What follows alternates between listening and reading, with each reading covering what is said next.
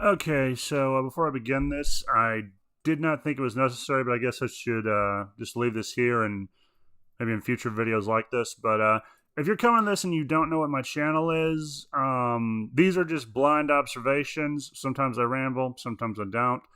And what I'm about to say probably is going to come off as a no duh observation, but that tends to be what I do anyway. Um, and if you continue to watch me after this and are still have kind of annoyed that I'm basically making no duh observations, welcome to YouTube. You are usually introduced to opinions and observations that are not unoriginal, or actually aren't original, and honestly sound like they're parroting the same person. Why piss on me? There's plenty of people who love to crow about how good Kojima is, and even though his games, well, actually no, Metal Gear 4 was tolerable, I guess. But yeah, no. So just would get this out of the way. If you come to this looking for big brained talk, I sorry to tell you this. I ain't a big brain as far as I can tell. I don't think I'm stupid, but I don't think I'm that smart. I just like to talk about stuff. So anyway, with that out of the way, I'll get started. Fuck, is this true? Yeah. So to begin this, I guess I should give a brief introduction. If you've never played Star Wars: The Old Republic, the MMO, some of this will probably fly over your head, or it may introduce you to some stuff you've never heard of. Hopefully, if it makes you play the game, I don't know. I hope you have fun. But every time regardless of what class you choose, you have to start on a certain planet. I know this. I'm probably sound like an idiot having to say this, but yeah. And usually on a starting planet, something happens to kind of set the events of the game in motion. On not Corellia. What the Ord Mantell, the smuggler gets his ship. Smuggler gets double crushed and his ship stolen. The spoiler alert.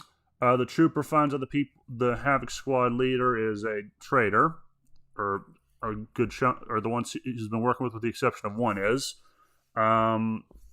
If you're a bounty hunter, your mentor and another guy you're working with are killed, leaving you and another lady as the only ones left, and you've basically been screwed over by someone who's trying to make sure you don't participate in the Great Hunt.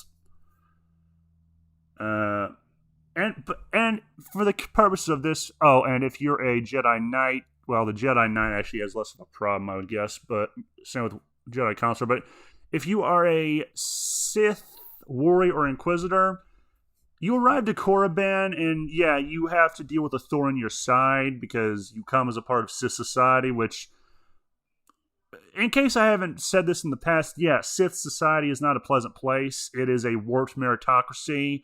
The weak die and the strong survive, to borrow from Cooler. And yeah, it's not a fun place to be if you are. It's the place where they separate the wheat from the chaff. Let's put it that way.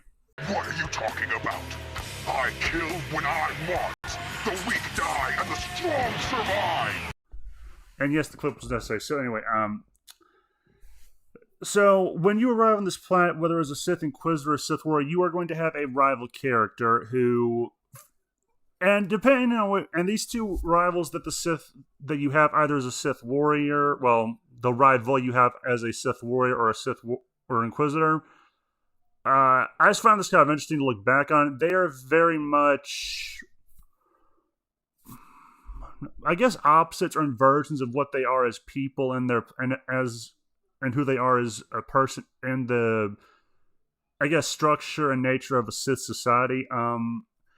As a Sith, like Vemrin is who you have to deal with as the Sith warrior, and the one you have to deal with as a Sith Inquisitor, or did I say Sith warrior Inquisitor? Warrior gets Vemrin. Inquisitor gets Ffon. Now, Vemrin, I kind of find a little. At the very least, his problems with you are understandable. To put it bluntly, both of these are a case where there's a top dog and a person trying to rise above it all, or trying to raise themselves up. In the Sith Warrior's case, this is Vemrin. In the case of Ffon, he is the one who has the has things going for him well. It looks like by all rights he should be the one who has things going good and has a better chance of doing well. And to perfectly encapsulate how much of a contradiction this is, I will have a Darth Barris basically sum it up for you. Are you having trouble with Acolyte Vemrin, supplicant? It seems that way. I'm not sure why he's so bothered by me. And why shouldn't he be? Vemrin has paid his dues. He's fought a deck stacked against him to get here. You, on the other hand... I would have gotten a clip with Ffon as well, but that kind of seems redundant. The point is, Vemrin, he has a chip on his shoulder, admittedly, but I would say he's more than earned it, which kind of makes me feel... This is kind of why I like Vemrin, and I actually think the Sith Warriors should feel some respect for him, whereas Ffon, the Sith pureblood douchebag, is an unlikable son of a bitch. Kind of like the Overseer Harkin, who basically plays favorites, and it's pretty clear he wants him to succeed over you, including fucking you over, even though it's pretty clear Ffon is incompetent for the most part. And the only reason why you, as the Sith Warrior, are even a problem for Vemrin is because of Overseer Tremmel, who runs the Academy. Spoiler alert. If you're a Sith Warrior, you are brought to Korriban ahead of schedule because of Overseer Tremmel. Tremmel is concerned because if Vemrin keeps going the way he is, he will become Darth Barris' apprentice. And it will be putting a lot of power in his fingertips that, quite honestly, Tremmel does not care for. And it's not because Vemrin is, unstable. Actually, I would say it's the opposite. He seems to be pretty competent for the most part, in Sith terms. The only reason why Tremmel does not like Vemrin is because Vemrin is mixed blood. He sees him as the invisible rot contaminating the Sith from within. And if you are a Sith warrior, you pretty much can sum up his problem with Vemrin as so you're an elitist snob. And funny enough, Tremmel doesn't deny it. He's like, you say that like it's a bad thing. It's the Sith way, which I would kind of counter with, no, it's not. For the most part. There's certain aspects of Sith society that I don't think you can fully blame on the Sith. The disdain for aliens, I don't believe that is a Sith thing. They have no problem letting aliens into their ranks if they're Force users and they're useful. I would say that's more of an Imperial thing. Now, where the Imperials got it, I don't know. I don't even know if I would remember or if I ever heard about that part, but that's beside the point. Vemrin has, as Barris said, had a deck stacked against him, whereas the Sith Warrior was given special treatment. Let's call him Logain. Logain comes to this world. The only reason why Logain is here is because he is a very competent, he has a very strong connection to the Force. He has powerful Force abilities by nature, whereas Vemrin, he has battled against adversity to get as far as where he has, and honestly, he has earned the right to be a little arrogant. He found himself a place at last in society, and he's basically having it taken from him despite the fact he worked his ass off. Imagine that. Imagine being someone, you worked your ass off to earn yourself a place in the world that is yours. And then because someone doesn't like you because of your parentage, let's say, they bring in someone else to replace you. Yeah, I think Vemrin's frustration is a little understandable. That's why every time I ever play the Sith Warrior, my usual final words to him was, don't be too hard on yourself, Vemrin. You were a worthy rival or adversary. And then Vemrin just goes, shut up. There is only victory or death. I refuse to live a lesser life. Finish me. He chooses to die with some dignity by Sith standards, than accept defeat. Or to accept pity. I think in that regards, he is very respectable. What the fuck's wrong with me? Contrast this with Ffon. Now, Ffon, he is a prick. He is every bit as annoying and he has a very high opinion of himself. He has a very movie Bob ego problem that is made worse by Overseer Harkin. But he's also incompetent. Like when he failed to free the Deshad and get the, I think, holocron the Zash wanted. When the Sith Inquisitor, let's call him Gaul, returns with it, or not? Yeah, no, let's go with Gaul. When Gaul returns with it, Harkin takes it from him, gives it to Ffon, and tells him to tell Lord Zash that he acquired it. And let's just say Zash is not stupid. You could say a lot of things about her that are not nice. Stupid is not one of them for the most part. Now that she's angry because she can tell they're lying to him, she zaps him. Yeah, he gets elected, which is kind of fitting because at one point he actually was allowed to kill a Sith acolyte, like Harkin had done, because she was too weak. This one tried running, and Ffon Sith lightninged the poor bastard. He died as he killed someone else once. And honestly, he died a very undignified death.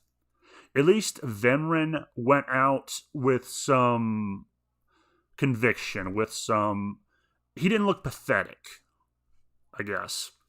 Ffon not only looks pathetic, he looks about as pathetic as Luke Valentine, who has about as much value as dog food or dog shit. Vemrin, honestly, it's kind of a shame Vemrin had to be the first rival character. I kind of wish there had been a story with someone like him who he still rose above the ranks to become some well-remembered Sith, maybe a small-time one, but still someone that people who read through history would know about and look at with some fascination. Kind of like I do with Vlad the Impaler. But that's just me. And I kind of wish that would, because Vemrin would make a very compelling anti-hero, in my opinion. Ffon doesn't. I think if Ffon and Vemrin were forced to fight each other on even footing, I think Vemrin would win no problem. Actually, no, I take it back. I think if they were to fight as they are presented in the games, I still would bet my money on Vemrin. Because he's less of a vermin than Ffon. But that's just me. He died like a bitch, screaming. Vermin went out with some dignity. I think he should be at least given that much. Also, of the two overseers you have to deal with, Tremble somehow is the more tolerable one. But you actually have to kill him. Either kill him or have him cut off his own hand so he can escape and hide away, and you give it to Barriss. Whereas Harkin, last I remember, I don't think you ever had the option to kill him. Actually, I think after you become a Darth, he actually has to try to curry favors with you. So basically the opposite of what Bruce Campbell would have done with a Hollywood exec, apparently. But yeah, Vemrin, I cannot say this enough. He is an actual good rival character. Whether or not he ever stood a chance is debatable. Like, let's say it was a story where either one could come on top. I don't know if that was a possibility. But he, at least by the sound of the voice actor for the Sith Warrior Logain's, like the voice actor from the way he sounded, like he at least gave the Sith Warrior a good workout. He at least was still trying to catch his breath after he beat him. But yeah, that's the video for the most part. That's all I really have to say on the matter. Is a good video, or not good video. What the fuck's wrong with me?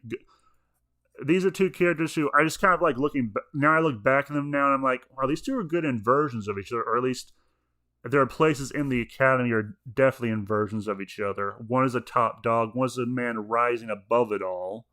He's rising above the deck stacked against him, whereas the other one had the deck stacked in his favor and still lost. For no matter what, he was boned, apparently. And I just kind of wanted to talk about this briefly. If you don't play the game because you don't want to give EA money, I guess. I mean, I don't know how, because I recently I think a year or two ago, I got a new computer, downloaded it just to see what would happen, and I didn't have to pay anything, so I don't know. Maybe they've changed the rules.